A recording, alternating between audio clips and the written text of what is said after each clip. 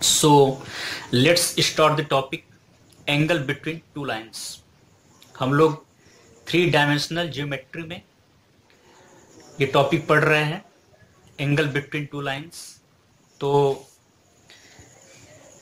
3 dimensional का figure दिया हुआ है जिसमें दो लाइन एक दूसरे को क्रॉस कर रहा है ओरिजिन से, और इसी का जो एंगल इंक्लाइन हो रहा है इन दोनों के बीच से थीटा, उसी को फाइंड करना है। ठीक है, तो स्टार्ट करते हैं। लेट L1 एंड L2, आप देख रहे हैं L1 and L2 B two lines. ठीक है, L1 और एक L2 दो लाइन्स है। ठीक है, पासिंग थ्रू ओरिजिन O से पास कर रहा है। देयर डायरेक्शन रेशियोज आर, इन दोनों के डायरेक्शन रेशियोज हम लिख दे रहे हैं। ठीक है, A1 डायरेक्शन रेशियोज लिख दीजिए यहाँ पे, direction ratios A1 B1 C1 and A2 B2 C2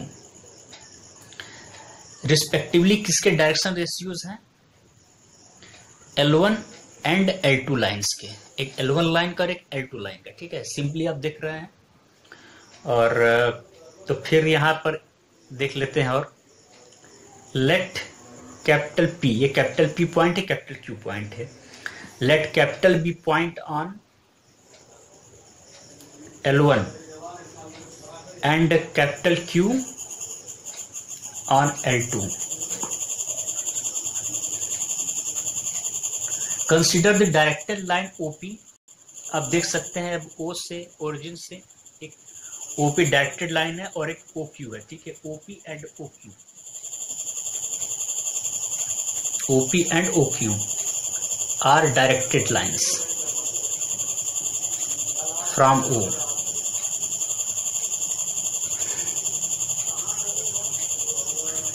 late theta be the acute angle.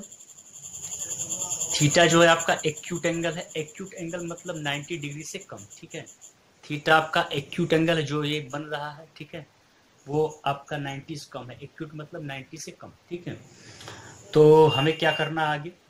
Between OP and OQ, OP और ओक्यू के बीच में जो बन रहा है,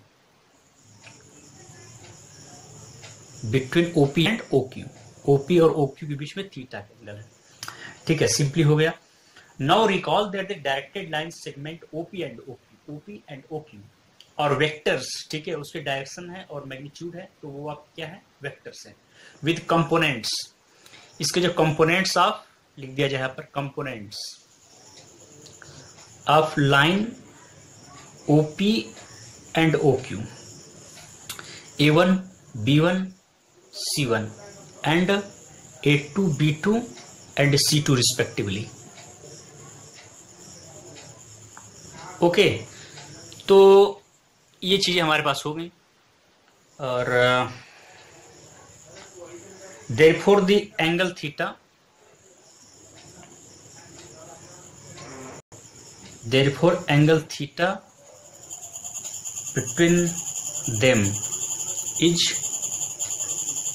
कैसे होगा?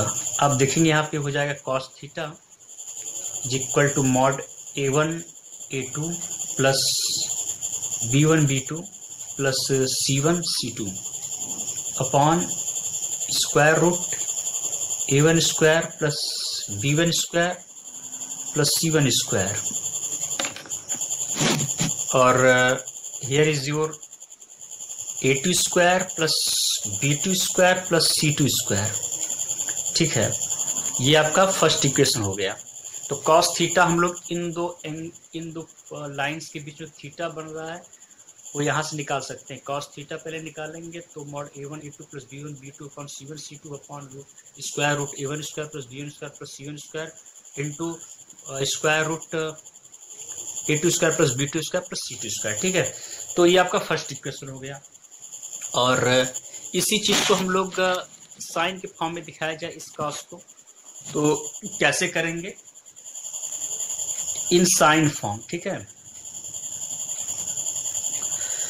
तो आपका हो जाएगा ये sine theta is equal to square root 1 minus cos square theta. अब इसी चीज को स्क्वायर कर देना है। ठीक है, तो सिंपली हो जाएगा आपका 1 माइनस, ये पूरा स्क्वायर हो जाएगा तो A1 A2 plus B1 B2 plus C1 C2 का होल स्क्वायर अपॉन ये चीज़ें आ जाएंगी, आपके नीचे A1 square plus B1 square plus C1 square और A2 square plus B2 square plus C2 square. और ये चीज़ें हो गई हमारे साथ। अब सिंपली इसको सॉल्व कर दिया जाए तो sine theta is equal to square root A1 B2 minus A2 B1 का whole square plus B1 C2 minus B2 C1 का whole square plus C1 A2 minus C2 A1 का whole square upon square root A1 square plus B1 square plus C1 square into root A2 square plus B2 square plus C2 square. This is your equation number second. ये whole जो है पूरा आपका equation number second, थोड़ा बड़ा हो गया है लेकिन उसको आप लोग ध्यान से देखेंगे, ठीक है। तो अब आइए इसको और क्लियरली देखने का प्रयास करते हैं, ठीक है। ये सेकेंड इक्वेशन हो गया और पीछे आपका फर्स्ट इक्वेशन था। तो अब आगे इस पर कुछ कंडीशंस को देख लेते हैं। इफ इंस्टेड ऑफ के स्थान पे direction ratios for the lines L1 and L2, for lines L1 and L2 direction cosines namely L1 M1 N1 for capital L1 जो लाइन था and small L2 small M2 small N2 for capital L2 are given. Okay, ठीक है। तो L1 small L1 small M1 small N1 for L1 and small L2 small M2 and small N2 for L2। तो ये जो आपके direction ratios है, ठीक है, और डायरेक्शन रेशियोज हैं, ठीक है। तो तब अगर ये यूज किया जाए उसके स्थान पे, ठीक है, A1 B1 B1 C1 और A2 B2 C2 के प्लेस पे, तो हमें क्या मिलेगा देख लीजिए उसको। फर्स्ट और सेकंड से cos थीटा हो जाएगा आपका, पहले में रखेंगे तो L1 L2 से A1 A2 के स्थान पर दिया गया L1 L2 plus M1 M2 plus N1 N2। तो नीचे भी आपका होगा, ठीक है, root L1 square plus M1 square plus N1 square, फिर square root L2 square plus M2 square plus N2 square, but एक लेकिन नीचे वाला 1 हो जाएगा। ऐसा इसलिए कि as L1 square M1 square plus N1 square is equal to 1 होता है, क्योंकि डायरेक्शन रेशियोज का स्क्वायर करके ऐड करते तो 1 होता है। Same here L2 square plus M2 square plus N2 square भी सेम होगा, इसलिए जब नीचे 1 हो जाएगा इसका कोई मतलब नहीं, इसीलिए इसका सिंपली ये वाला आ जाएगा, ठीक है। तो इसको आप थर्ड इक्वेशन दे दीजिए। और उसी तरीके से साइन थीटा निकालते हैं एंड साइन थीटा उसके प्लेस पर ही पुट कर देते हैं। तो A1 के स्थान पर L1 और B1 के स्थान पर M1, C1 के स्थान पर N1 और A2 B2 C2 के स्थान पर L2 M2 और N2, ठीक है। तो सिंपली आपको क्या आ जाएगा, पुट करेंगे तो L1 M2 minus L2 M1 का whole square minus M1 N2 minus M2 N1 का square plus N1 L2 minus N2 L1 का होल स्क्वायर, ठीक है। तो ये जो आपका पूरी चीज आई है स्क्वायर रूट में, ये क्वेश्चन नंबर 4 हो जाएगा, ठीक है। सॉरी, ये क्वेश्चन नंबर 4 आ जाएगा। यहाँ पे देख लीजिए, पीछे चला गया है, तो ये आपका क्वेश्चन नंबर 4 हो जाएगा। तो इस तरीके से क्वेश्चन नंबर हमारे पास 4 आ गया। अब इसके बाद two lines with direction ratios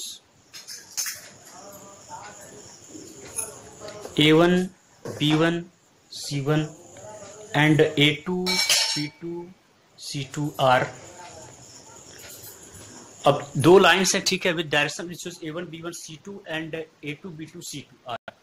पहला परपेंडिकुलर, अगर दो लाइन्स परपेंडिकुलर हो, जो थीटा की वैल्यू अगर परपेंडिकुलर हो जाए तो क्या होगा उस कंडीशन में, फर्स्ट से निकालते हैं। फर्स्ट वाला में अगर theta equal to perpendicular 90 degree रख दें तो cos 90 हो जाएगा 0, तो नीचे का जो टर्म था वो 0 हो जाएगा। सिंपली हमारे पास आ जाएगा A1 A2 plus B1 B2 plus C1 C2, रख के देखेंगे तो यही आएगा, ठीक है, is equal to 0।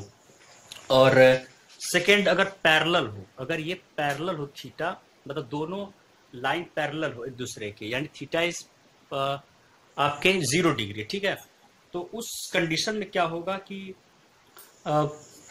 A1 upon A2 उसको सेकेंड वाले से लगाएंगे, ठीक है, सेकेंड वाले में पुट करेंगे तो साइन वाला का जो फार्मूला, साइन 19 डिग्री हो जाएगा, साइन 0 हो जाएगा आपका 0, और हो जाएगा A1 upon A2 is equal to B1 upon B2 is equal to C1 upon C2।